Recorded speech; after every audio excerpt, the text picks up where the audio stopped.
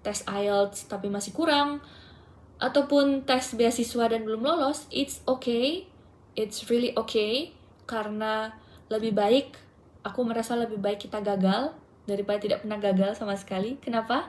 Karena kegagalan adalah sebuah lesson yang sangat baik dalam hidup. Kita jadi tahu, kita harus tetap rendah hati, kita harus tetap berjuang untuk memperoleh hal yang indah ke depannya. Di Boston University atau di negara itu ada hal-hal yang spesial nggak sih Kak? Kayak dari makanannya, hal-hal yang uniknya. Boston Ada nggak Kak? ada banget. Boston itu adalah kota yang sangat hangat menyambut mahasiswa internasional. Aku sangat menyarankan kalau orang-orang mau ke Amerika, pursue education, go to Boston. Banyak sekali good university, top rank university, ada MIT, ada Harvard, ada kampusku, Boston University, and any of university that you can explore, discover the goodness, and then happiness. Kenapa aku bilang happiness? Karena di Boston sendiri itu banyak orang internasional, sehingga kalau misalnya kita homesick, itu at least banyak banget komunitas dari negara lain juga. Kayak misalnya di kampus aku ada komunitas negaranya gitu. Jadi ada juga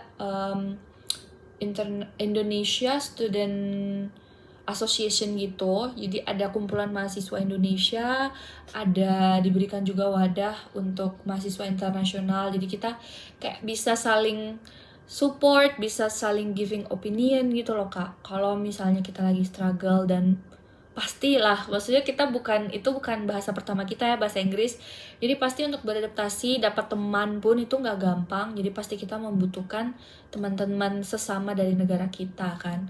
Dan yang pasti aku cari duluan adalah komunitas Indonesia, karena aku mau banget berteman secara internasional, tapi aku juga nggak boleh melupakan dari mana aku berasal. Karena besok-besok, dalam prinsip aku, besok-besok di saat kita susah, pasti yang akan lebih mau menolong kita tuh pasti orang-orang kita juga. Jadi seperti itu Kak, aku berpikirnya. Selain itu, Boston itu kan unik banget dengan sejarahnya, dan juga olahraganya tuh Kak. Ada NBA, ada softball, and any kind of sport. Juga dengan pemandangannya Kak, bagus banget. Kotanya cantik, tidak terlalu crowded, tapi juga tidak terlalu metropolitan, dan sangat ramah untuk mahasiswa. Kenapa aku bilang sangat ramah untuk mahasiswa? Karena kita bisa commute dari satu kota ke kota lain lebih affordable dibanding dengan beberapa kampus di Amerika yang which is itu di daerah kayak di desa gitu loh Kak. Butuh effort yang lebih untuk bisa ke kota-kota lainnya, seperti itu. Kalau di Boston banyak kereta dan banyak tempat wisata yang bisa kita kunjungi. Jadi fokus buat kuliah bisa, wisatanya juga bisa, seperti itu. Wow, pastinya seru banget ya Kak di sana dengan kota yang cantik banget pastinya. Nah, selama di Indonesia terus ngerasa kangen nggak? Kayak udah kangen nih sama suasana di Boston. Kira-kira udah berapa lama nih Kak Sisil balik ke Indonesia? Kayak aku udah meninggalkan Boston sekitar 3 bulan ya, mulai dari bulan Juni, Juli, Agustus, September. Ya, udah 4 sekarang, Oktober. Wow. Aku sendiri pun baru sadar ini. Karena ditanya. Kangen banget Boston. Kangennya tuh di saat mungkin my favorite season ya, fall atau autumn. Karena Boston itu cantik luar biasa di saat fall, dan banyak orang setuju tentang itu. Karena kalau kakak lihat misalnya rekomendasi tempat bagus untuk autumn season di Amerika, akan diarahkan ke area New England atau daerah New England. Nah, kenapa New England? Karena Boston itu salah satu tempat pertama yang mana dulu masyarakat Inggris datang untuk tinggal di sana.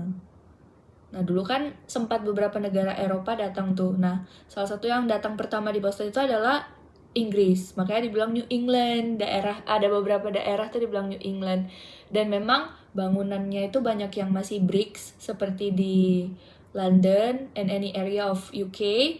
Terus the foliage atau suasananya tuh bisa kuning banget, bisa merah banget, bisa orange banget, pokoknya indah dan cantik banget kak, romantis banget. Apalagi kalau udah hujan, udah mulai sore, aku pulang dari kampus di saat daun-daun gugur, itu kayaknya yang paling dirindukan sih kak.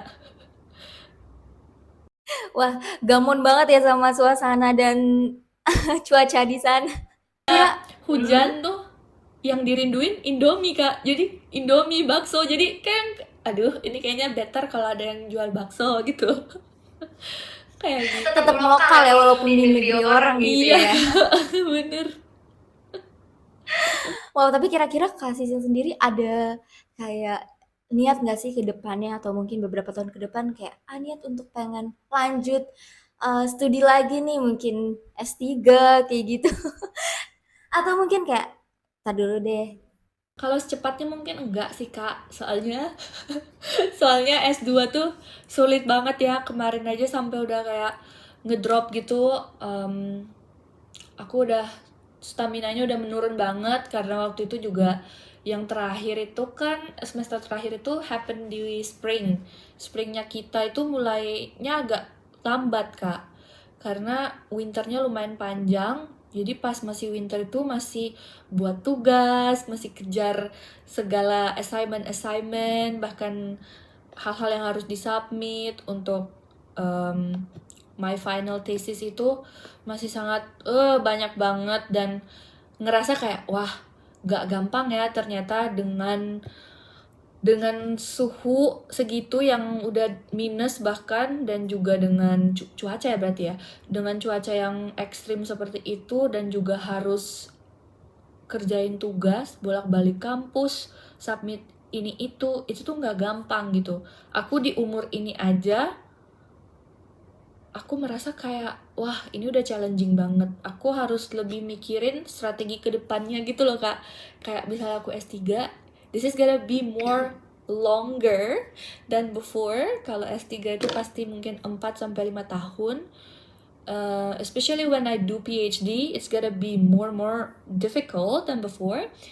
Jadi mungkin aku harus mikir, kalaupun ambil doktoral, aku harus seperti apa dan di negara apa. Sekali lagi, pilihan negara itu sangat penting untuk keberlangsungan hidup kita, dan juga jenjangnya. Kamu mau doktoral atau PhD juga itu sangat berpengaruh untuk pertahanan hidup kamu ke depannya di negara rantau.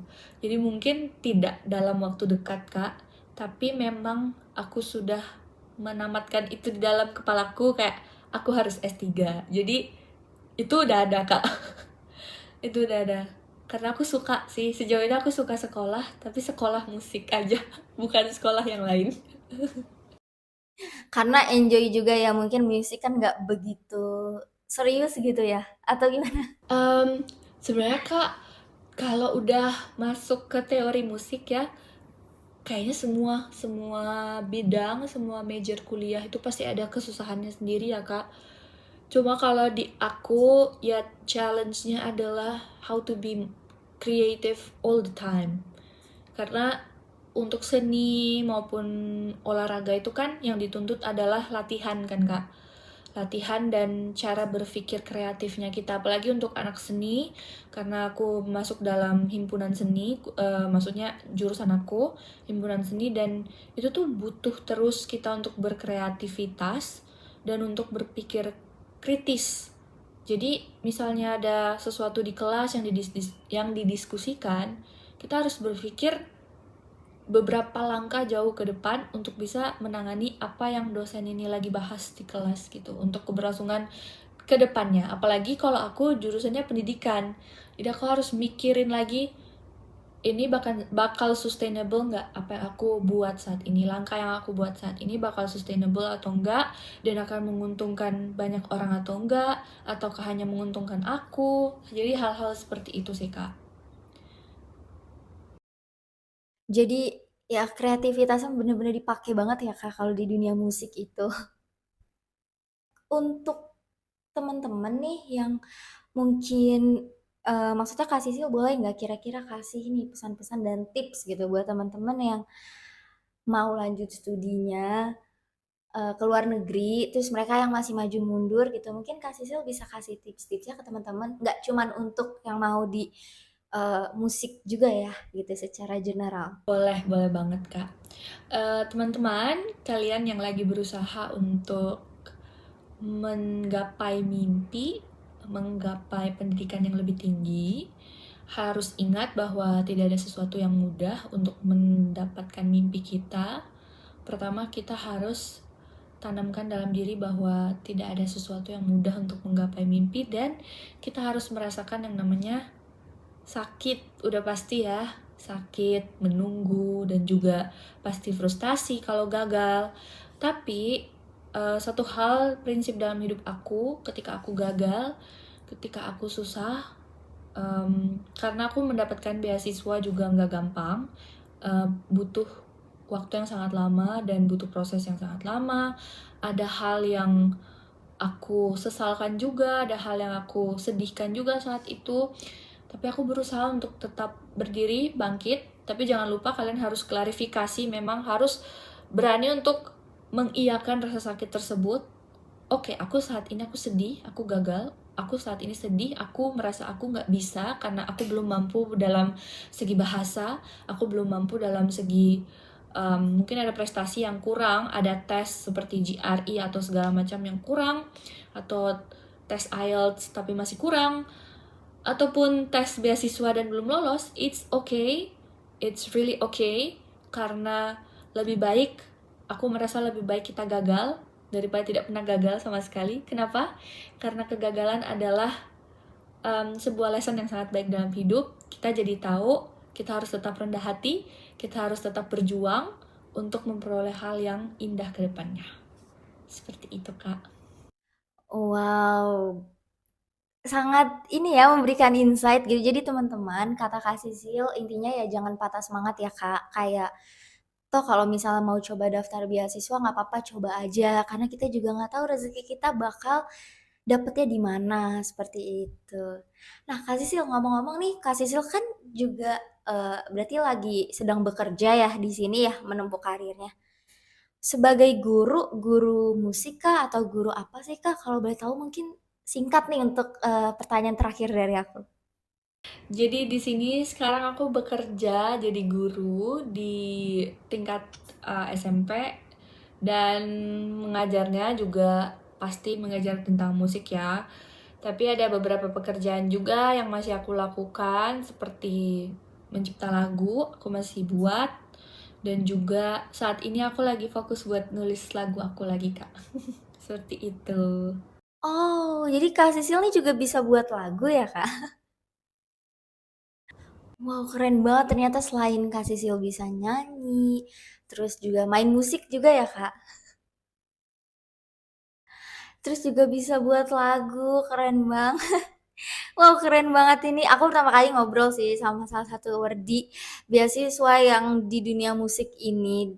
Ini pasti kayak, iya buat mengembangkan dunia musik ya. Ya, kita harus perbanyak pendidik musik, guys. Iya, apalagi kata Kak Sisi lagi krisis juga nih dunia musik. Iya. Oke, thank you banget Kak Sisil. Ternyata kurang lebih kita udah ngobrol selama 30 menit nih dan kita udah kita udah jumpa di akhir sesi obrolan kita.